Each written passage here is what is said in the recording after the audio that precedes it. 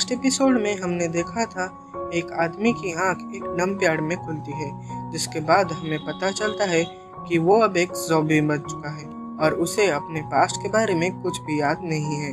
दूसरी तरफ शहर में बहुत ज़्यादा किडनैपिंग के केस बढ़ रहे थे, इसीलिए जियोन नाम की एक लड़की उस किडनैपिंग केस के ऊपर इन्वेस्टिगेट कर रही थी। और जब ज़ॉम्बी एक रात सो रहा था तब वो एक मर्डर होते हुए देख लेता है और वो जब उस आदमी के पास जाता है तब उसे पता चलता है कि वो आदमी का नाम है किम और वो एक डिटेक्टिव है। उसे किम के पास से कुछ कीज और एक आईडी कार्ड मिलती है, तो ज़ॉम्बी किम के पास से मिली कीज और आईडी कार्ड को लेकर शहर की तरफ चला जाता है। तो आज की इस वीडियो में हम करेंगे बाकी की story continue. So ultimate reactor से मैं हूँ SK and without wasting your time let's begin.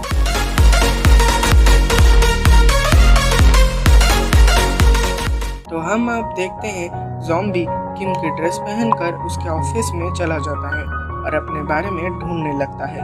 दूसरी तरफ हम जियोन को देखते हैं जो कि चारू से कुछ केस के बारे में बात कर रही थी जिसे वो कवर कर सके, लेकिन चारू उसे उन केस के बारे में बताने से मना कर देता है और जाकर जॉन के साथ खेलने लगता है। फिर सीन शिफ्ट होती है ज़ॉम्बी पर, जहाँ पर उसके बहुत ढूंढने पर भी उसे उसके बारे में कुछ भी पता नहीं चला था और कुछ देर बाद उसे बहुत भूख लगती है। वो सोच ही रहा था कि उसे क्या खाना चाहिए, तभी उसे उंडो के पास दो पिजन बैठे हुए दिखते हैं।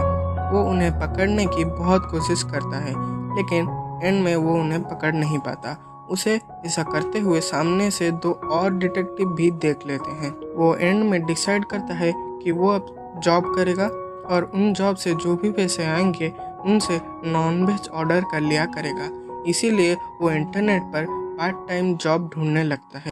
फिर एक दिन ज़ॉम्बी के फ़ोन पर एक मैसेज आता है जिसमें एक आदमी किसी को ढूंढने के लिए बोल रहा था, जिसमें ज़ॉम्बी रिप्लाई देता है कि 20,000 इंसान को ढूंढने के लिए और 5,000 जानवर को ढूंढने के लिए। इस पर वो आदमी एक डॉगी का फोटो सेंड कर उसे मिलने के लिए बुलाता है, लेकिन ज़ॉम्बी बाहर जा नहीं सकता क्योंकि लोग उसे देखकर डर सकते थे।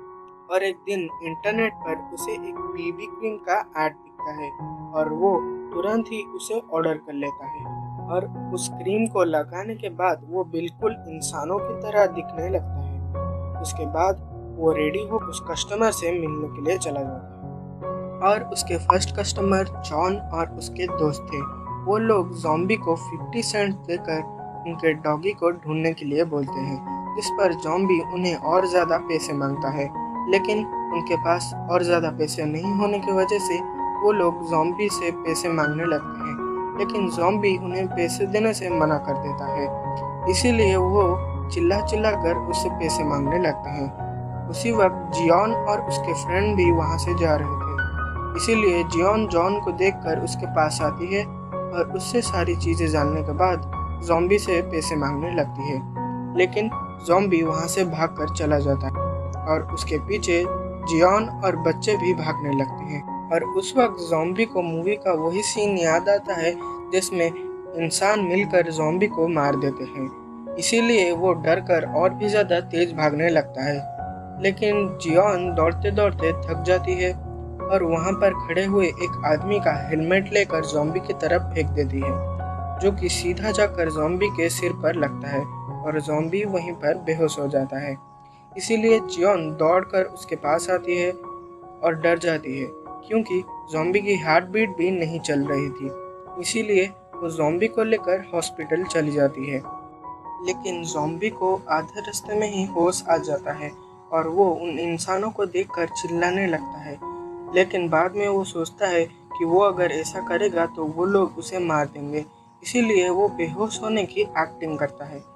और फिर हमें ज़ॉम्बी को हॉस्पिटल में दिखाया जाता है, जहाँ पर उसके होश आते ही जियोन उससे माफ़ी मांगती है और उसे वादा करती है कि उसके हॉस्पिटल के सारे बिल वो दे देगी, लेकिन ज़ॉम्बी उसे कुछ भी नहीं बोलता है और वहाँ से मौका देखकर अपने घर चला जाता है। तो आज की इस वीडियो को यहीं पर एंड करते हैं, बाकी की स्टोरी हम अगले एपिसोड में कंटिन्यू करेंगे।